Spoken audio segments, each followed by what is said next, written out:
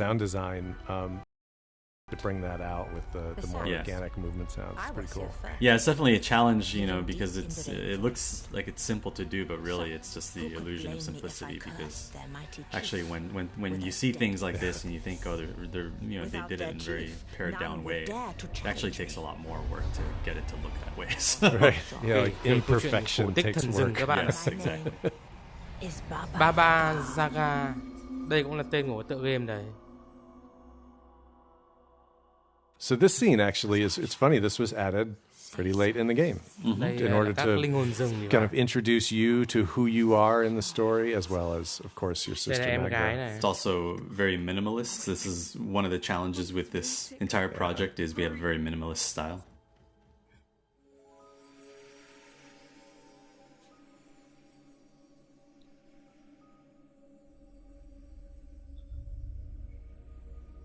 But we get to do a lot with it, like in this, with these transitions. You and I we're kind of we're having these little backroom chats, and how we wanted to execute those. And kind of came up with a sort of pared down theatrical, set dressing. The final nail in her coffin. Đấy, chủ yếu là các bạn xem đồ họa. So here we are in Mother's bedroom, and we're introducing our main characters here. We have Magda and Mother, and of course the user, which is you, is Magda's sibling, Sasha. I just like the staging of this scene because it makes you really feel like a family. Like I think many families have that experience of like gathering around, the bed, just hanging out. Yeah. This set in particular I felt was very, well executed. It really kind of defines that sort of minimalist style where, essentially this is kind of a black box theater, and then we have all these textures that are placed in strategic areas, to make it look like it's an actual, physical space, Yeah. It's really successful, I feel. The theater techniques that we decided to employ from the very beginning are super evident in this scene. Yeah. But the details of this are really cool. Like when you get to look around the room and you get to see the family portraits over the fireplace. That is awesome. Yeah, those are all great paintings done by Cal, who's one of our artists on staff. And he presented those. It was great. I'm like, I want to put those up on my wall. Yeah. Those posters.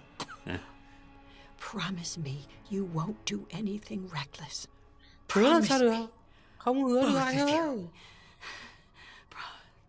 Cái này lắc đầu là nó không hứa nhé các bạn nhé. Đó.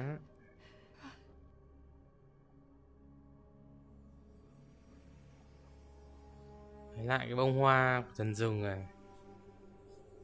So here's another one. Yeah, go ahead. Well, I was just going to say this was the story that like you could kind of see the flower going through this evolution, and that was the storyline we wanted to kind of play in these transitions. It's a parallel storyline that sort of shows, basically the object that you're going for, trying to find the witch blossom, and you're seeing it kind of come to life and kind of travel through its life stages. Mm-hmm.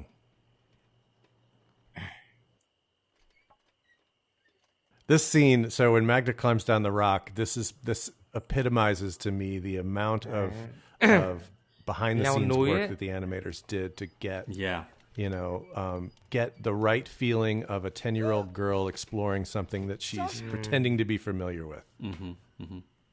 Yeah, when I first came on, this was one of the first scenes that I played, and I was absolutely blown away by it. Just amazing, because of the minimalist set dressing. I was really astounded, by how much atmosphere you could get by, focusing on kind of areas of attention, đáng sợ thật đấy. Areas of Tối importance. tăm nhỉ. Ở trong này mày thấy nó tối tăm. Đây, cầm đèn. Đấy, cầm hộ nó này soi này. Rừng này nó tối chưa? And in this case, we don't really have actual lighting. It's all fake and like painted in lighting, For me, at least as an artist, it's really appealing because, you can kind of curate, what you want things to look like. That's still a challenge, obviously. There's still a lot of limitations, but I think you really come to some great creative solutions because of those limitations. Yeah, and that's what theater companies have been doing for millennia, That's why it's so cool. Like the tricks of stagecraft work out so well in this medium, Yeah. Yeah, it's really interesting too that you kind of fall back on sort of the origins of of like films, which essentially is like theater and vaudeville and stuff like that. Like you're with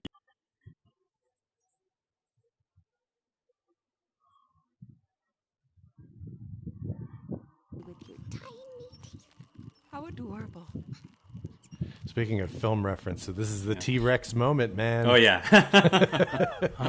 This is it. Moment with her mother flytrap. Yeah. This is like, that's pulling those kinds of like, I don't know, like pulling from those kinds of movies and knowing how to communicate that kind of weight and the ability to get in the user's face with all of this stuff is that's again what makes this particular delivery medium cool for animation and art. I think also too just the fact that like mother flytrap at first is perceived as, of course you've been messing with the babies, but then at in the end you end up empathizing. Các bạn đừng có làm theo nhá, bởi vì cái phần này đúng của nó là phải dập lửa cơ. She's a monster, but she's you end up understanding her, Right. I love that kind of story. Nhiều quá. Challenge for a character with no eyes. Hưng xỉu luôn.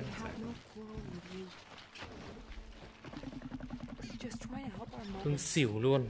Đáng yêu quá.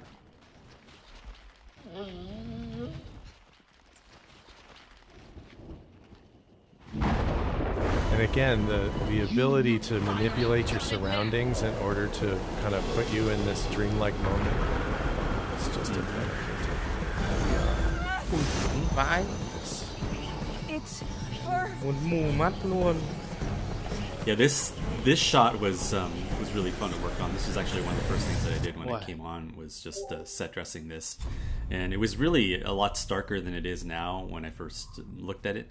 But then what's great about VR is that I was able to take a screenshot of this, do a paint over, and then take a lot of those assets and put them directly from Photoshop into VR, which is just amazing. It's just so great that I'm able to kind of translate those things one-to-one to the extent.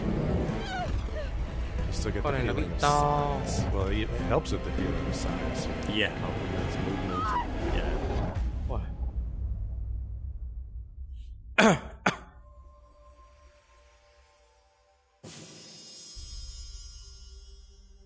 Instead of the witch blossom in your bag, you may have found the wicked hag.